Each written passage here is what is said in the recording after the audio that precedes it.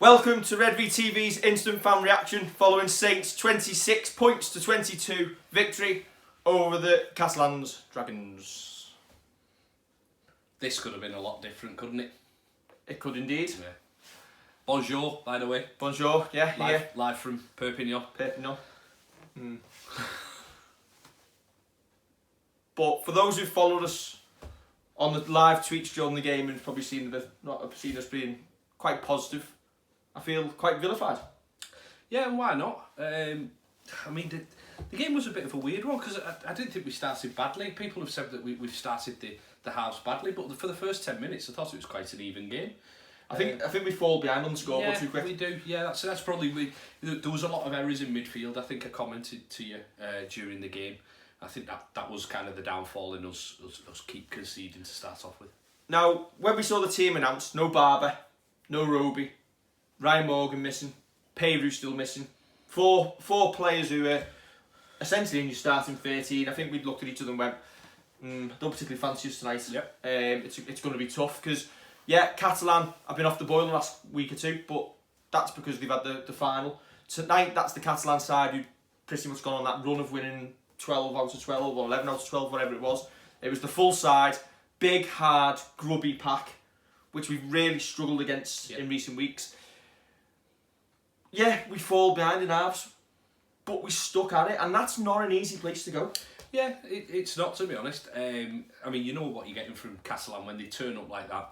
The forwards give them a great platform for the backs to work off, and they've got some talented backs. Drinkwater and Gigo especially. I mean, they've missed. Lange went off, didn't he, in the first half, so they've missed him obviously during the game. But I still think our pack needs to front up a little bit more against them, because there were periods, especially second half, when we didn't look like we were getting out of our own 20 even at times. But I think we've been saying that for the last 2 seasons. Even on that massive run of games where we're winning 21 out of 23, whatever it is, our pack is not aggressive, not big enough at times, and the wins have disguised that. I don't think we're going to be able to solve that over the coming weeks. No, absolutely not. Not unless a miracle happens with Alex Walmsley. But I think it's almost one of them that Walmsley coming into the pack gives you a completely different dimension. I still think we need something different to Walmsley, something different to Thompson, because a lot of our pack are similar size, similar style. But I think that said, some members of that pack tonight have really stood out. I mean, you look at who's played well for us tonight. Johnny Lomax, we know what he can do at full-back. It shouldn't be a surprise to us. I'm not sure that's his position for a full season. I think he said while we're watching the game, it's whether his knees can hold up to season after season after season playing. And you know what? Johnny's doing really well to look after himself. Yeah, he is. And you know what? He's had a great season as well. He has had a great season. And it's like people going, I think Lomax should be at 1 now. Well, we know all along Lomax defensively is a better fullback than Barber. That's never been in question. But with Lomax at 6 and Barber at fullback on form, they both offer you far more than Lomax at fullback and 5s and the halves. Yeah, probably so. I don't think Theo's had a great game. He scored a good try, little bit of dancing feet, but he was probably at fault for that first one, kind of being sold a dummy. I'm not. I mean, to be fair to the lad, it's his first game at 6 for a while again. He keeps getting dropped in there. I'm sure he'd love a run of 5-6 games to really find his feet and find the rhythms. You can do all you want in training, but it's actually getting out on the field and doing it. Just going back to the pack, as I was saying, I don't think Morgan Knowles is a 9. Never in the history of man is he a 9. But he's had a good game tonight. I'm fine with saying that. He's tried scooting from dummy half a couple of times. He threw a ball in the second half that went behind everybody, and it's one of those that he's kind of just pull that little face at that you think, what's he doing there? I think he's a makeshift 9. So for him to start and have a decent game and obviously get the match-winning try, or was it Michael Knowles? Good old Michael Knowles. Yeah. And I don't know why we've been persistent with that Morgan. I know, yeah, exactly. Few years. Get Michael in the side, he wins your Leaders' Shield. And not only that, Aaron sorry, I am going to interrupt. I wonder if we can go to Castleford and get some of them champion scarves now that we've been to the Leaders' Shield. Wrong colours though, wrong colours. Alright, we'll get an orange away kit next season. Fair enough. Champions! We're not. Yeah. It's an £100,000 cheque. Doesn't mean anything. Yeah, just going back, I thought Aaron Smith's had a great debut there as well. He's unlucky that he needed the try line to be a yard or two closer to him when he's picked up on that free play. But you know what, our pack has been, certain parts of it have been good tonight. Yes, we've conceded some points and put ourselves behind the 8 ball a few times, but you look at the tries that we've had chalked off. The Grace one in the first half where Tyre's run through the line and Greg Bird's essentially done the Greg Bird dying swan act, and play acted and got himself a penalty for obstruction. You've got the Lees one where he's marauded through 3 players. The arm's not come off the floor and he's just got momentum took him over, so that's a try. And you got the Aaron Smith one in the second half where he's in a metre short of the line. So potentially you could be another 16 to 18 points better off in that game. It's fine margins, and that's what's going to go into the semi-final. Now people are going, oh, we're out of form. We're not going to be anywhere near the grand final. Well, hang on a minute. We're going to be an 80-minute home game against Warrington away from a grand final. Do you know what? We could banjo Warrington. We could equally lose that game. It's an 80-minute semi-final with the top 4 teams with not a lot separating them. It's whoever finds form on the day. I'm not worried that we're not playing brilliantly 4 weeks before it. Yeah. Neither of us are thinking that we're going to make the grand final just because we're winning games in June or July. Yeah, that's fair enough. It's what happens on that night and building up to it. Now we've got Hull Friday, which Hull will probably turn up now, won't they? But that should be good for confidence. And then you've got Warrington and Cass where you make sure your bodies are right. That's it. In the Warrington game being on a Saturday, you're going to have enough bodies that you'd imagine bouncing, having a bit of a day session, having a couple of beers and enjoying the day. So fans always get behind us, especially at places like Warrington. It's usually a good away day, isn't it, over there? And there was us in the preview show moaning that it could get moved to short notice to Thursday night, and then they throw the curveball and put it on a Saturday, which no one expected. Exactly. James Roby, missing tonight. We heard during the week that he might be missing for a few weeks. That was the case. Do you get him back maybe the week before the semi, or do you put him in cotton wool? If he's fit and available, what I'll do and what Justin Holbrook would do are probably different. As soon as he's fit and available, I'd imagine Holbrook will get him on the pitch because he's such a talisman. For me, you play your team Friday, get a good win. You rest bodies against Warrington on the basis that you don't want to be... If they know there's nothing to play for in that game at Warrington, apart from potentially putting bodies out of a semi-final, you rest all your key players, show them nothing, take a drubbing at the Halliwell Jones, play everybody the week before against Cass, and then fingers crossed everything goes right. I understand what you're saying, but I never want to get beat.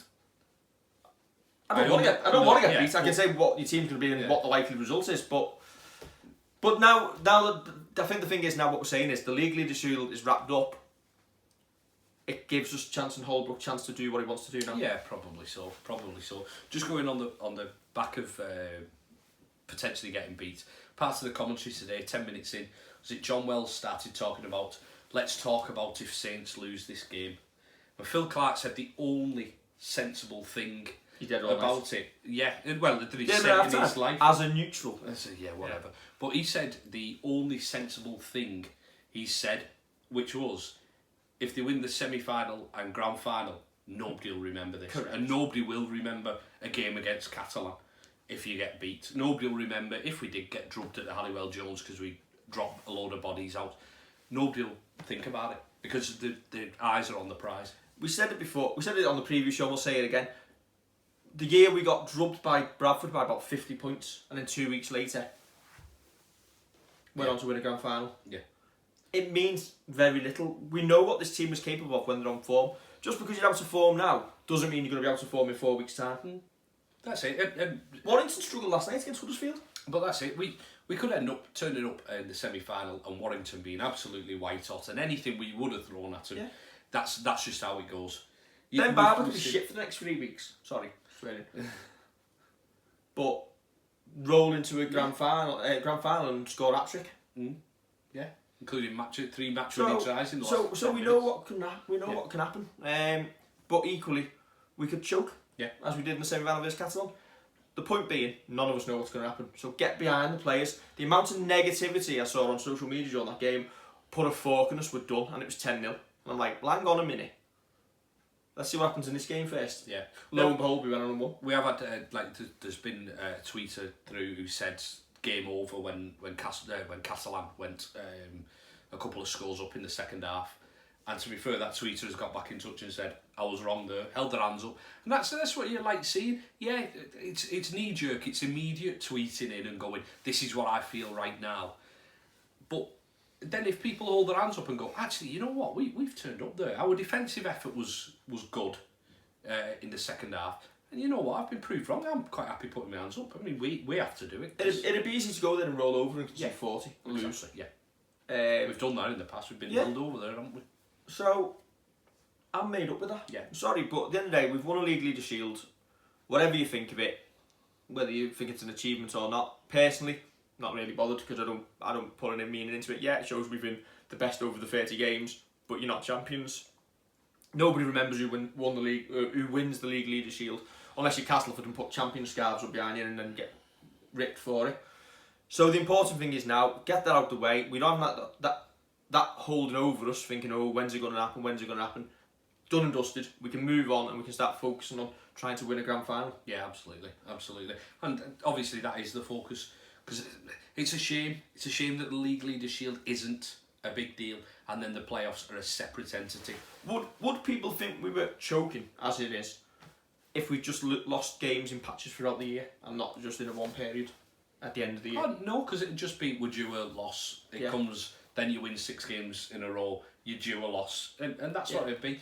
And you know what, it has been tied with, there's a big thing because we've got a superstar on our books, a genuine Rugby League Super League superstar. The one that people are tweeting saying never play again for us. Yeah, but you've got him, so it amplifies things, and people are quick to get on bandwagons. A lot of people are quick to get on a bandwagon with it.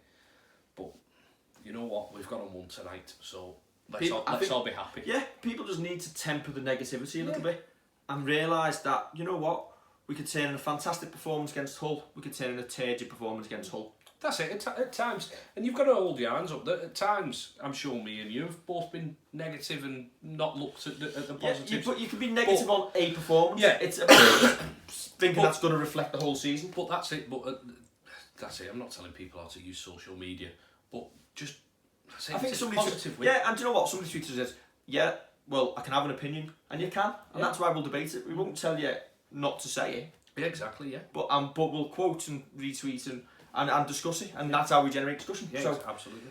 Anyway, let's be happy. Yeah, absolutely. We both screamed when Michael Knowles went over. Michael Knowles making my poor 1-year-old cry. Yeah. Give him a year or two, he'll be jumping up and down. You know who else I thought had a great game tonight? Peru. Oh yeah, Peru.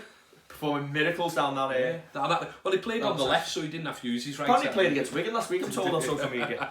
Good old Peru and Michael Knowles. Anybody else bring us sign? You know what? The commentator, I didn't think he was as bad as when they have the whole crew in and they have about 14 people all commenting on the same game. But getting the basics wrong is a little bit amateurish. I don't mind getting players wrong, like mixed up when they're both on the field or in the squad. Yeah, exactly. But don't get them mixed up when they're not when they're out injured. Next he'll be calling Morgan Tony Knowles, the old snooker player. Lee Carter Scaresbrook. Timmy Makinson. You're just going to be doing all this all night? Yeah. No, you're all right. Joe Roby. No, I'm done with that one. Well, at least we're ending on a smile anyway. Yeah. It's good to be smiling, isn't it? It certainly is. Yeah. Right, go and enjoy your Saturday night. Be positive. Have a smile on your face.